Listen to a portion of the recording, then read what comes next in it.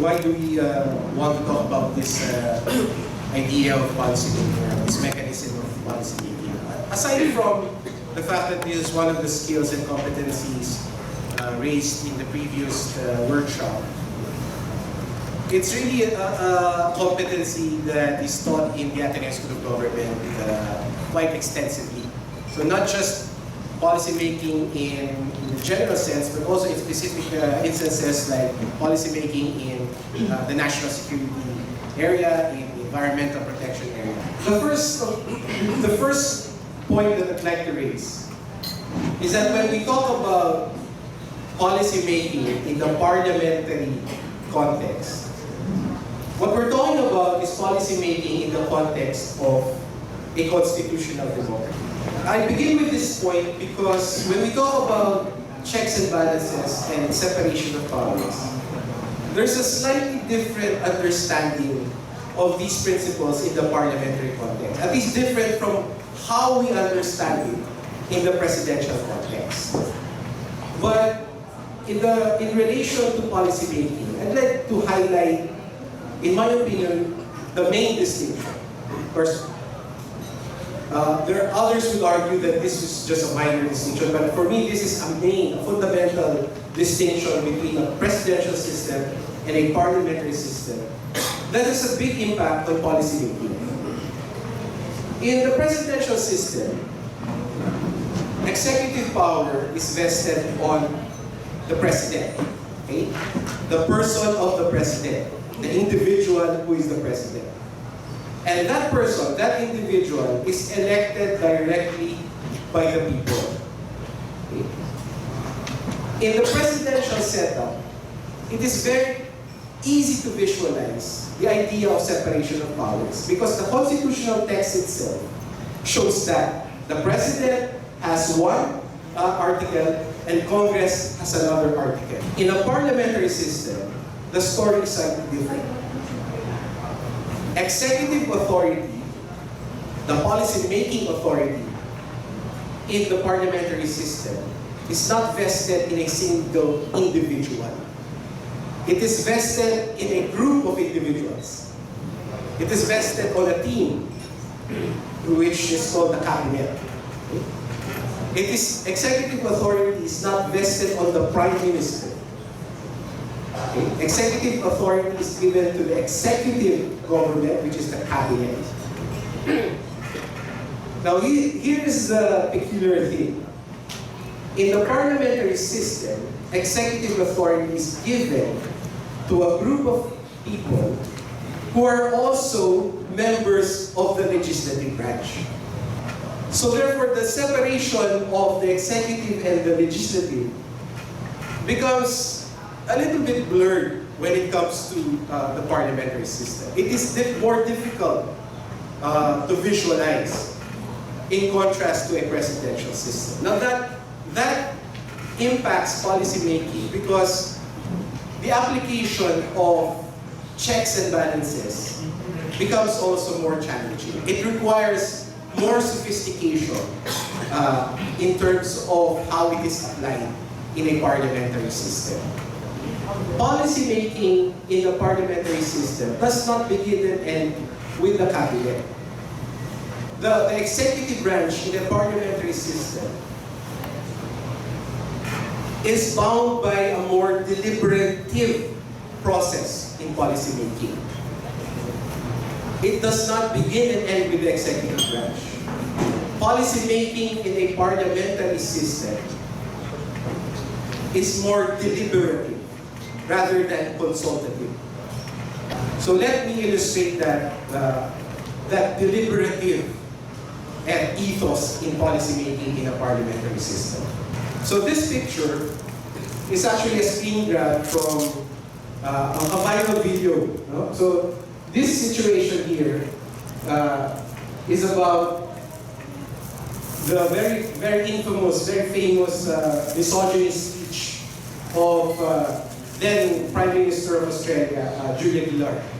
So in this video, Julia Gillard is actually berating the opposition leader, Tony Abbott, for his misogynistic behavior. But that's not the point I'm raising here. If you look at this picture, for me this clearly illustrates that deliberative scenario that I've been talking about. One, here the Prime Minister representing the executive branch. If you look at that, if you see look at the picture, they are still part of the Parliament, right? Why? Why do I say that? Because she is still at the floor of the Parliament. She does not enjoy any elevated stature that the President would enjoy. She is still part of the Parliament, and that is clearly seen where they are doing the discussion. They are doing the discussion at the floor of the Parliament. She is now debating, discussing with her peers at the Parliament. So there is no unequal stature between the Prime Minister and the rest of the Parliament when it comes to policy making, when it comes to lawmaking. Because in the Parliament, all of them are seen as members of the Parliament. The Prime Minister does not have the position similar to a president in the presidential system. Now, why is that relevant in policy making? Because as exemplified or as illustrated in this situation, the Parliament can actually hold the executive branch to account for the policies that come out from the executive branch. In this situation, the opposition side asks questions on the government side, right?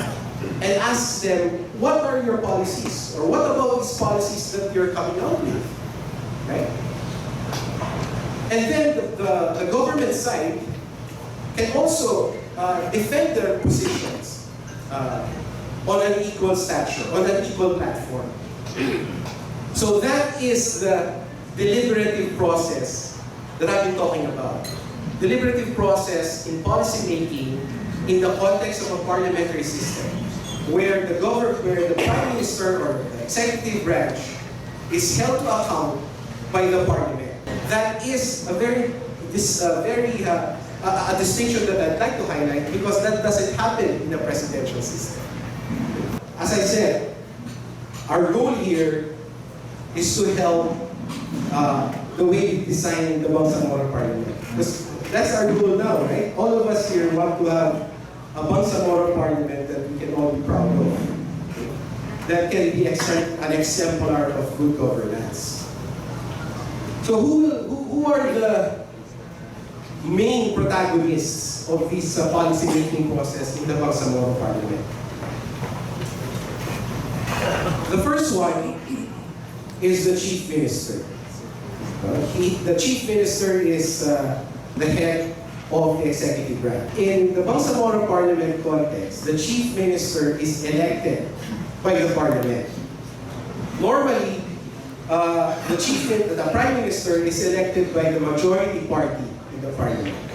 But here, in the Bangsamoro context, the Chief Minister is elected by the entire Parliament. For me, it's important because it opens the possibility for coalition building, for the practice of coalition building. Now that's positive for me because it allows for a more the possibility of a cohesive Parliament.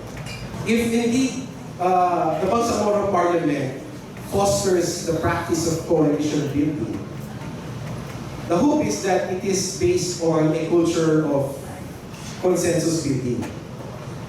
Meaning, it is a culture. It is a culture where we agree on policy lines, political lines. So another interesting aspect of the Bangsamoro Parliament is that even the deputies, the deputy chief ministers, are elected by the Parliament. So they are not appointed by the chief minister, which is normally what happens in the parliamentary system. So again, to me, that's something positive because it also opens up the possibility of power sharing, right? Coalition building, but also power sharing. Now, I see that as a positive development because, again, it allows the possibility for a cohesive, productive parliament. Another interesting aspect of this is that the BOL actually authorizes the chief minister to appoint a cabinet member who is not a member of the parliament. Now, that's unusual, but for me, it's good. It potentially can lead to good because the chief minister can recognize that in some government portfolio or some governance portfolio needs the leadership of an expert. That impacts policy making because we need policymakers who have the necessary technical background. In some aspect of government, we need policies that are managed by leaders who have the necessary scientific or technical background or professional background. The reality is, policies or policy direction is determined by the majority party in the parliament. Majority party or the coalition, a coalition of parties that form the majority in the parliament. And not just policy direction, even the legislative agenda is determined by the majority party or the coalition of parties that form the majority. This is just the reality. Okay? Which brings us to the point that political parties are important to a working parliament. Okay? Genuine political parties are vital for an effective and robust parliament. I would also like to raise the point that the opposition party also plays a key role. Okay? Opposition party or minority party, whatever you want to call it, but those who do not comprise the majority also play a key role in maintaining a very healthy and robust parliament. Opposition parties must not just criticize the policies offered by the government of the day. They should also offer alternative policies. The role of the opposition is to fiscalize the policy-making task of the government of the day. It is not to be a hindrance to the government of the day. Okay? So, what are genuine political parties? For me, these are the requirements. Number one, they should be comprised of real members, okay? Meaning members that real people, okay? Not just politicians. Political parties, to be genuine, must also have real policy programs, real policy platforms. Okay? But more than that, they should be able to communicate those policy platforms to the public. And more importantly, and this is the key, political parties, to be genuine political parties, must be keen to debate and discuss policy, not just with their critics, but with the public at large. They must exemplify that deliberative ethos. Because we want that to translate in the parliament. Civil society organizations play a big role in political party building, particularly in this region. Civil society also is a good source of ideas for policies. In fact, civil society organizations are often described as policy entrepreneurs because they have done research both in academic terms and also empirical research, and therefore their advocacy can be a good source for policy recommendations. So civil society in this region can help political parties in that area to produce evidence-based, research-based policy recommendations. I mean, we all know this statement. We all believe this statement. And in fact, it's not just true for the Bangsamoro. It's also true for the Philippines. Business as usual for the Philippines will be disastrous. But I say this as my last point because I often hear people say that the POL is not a perfect law. So we can debate about that, but that's not the time. This is not the time for that.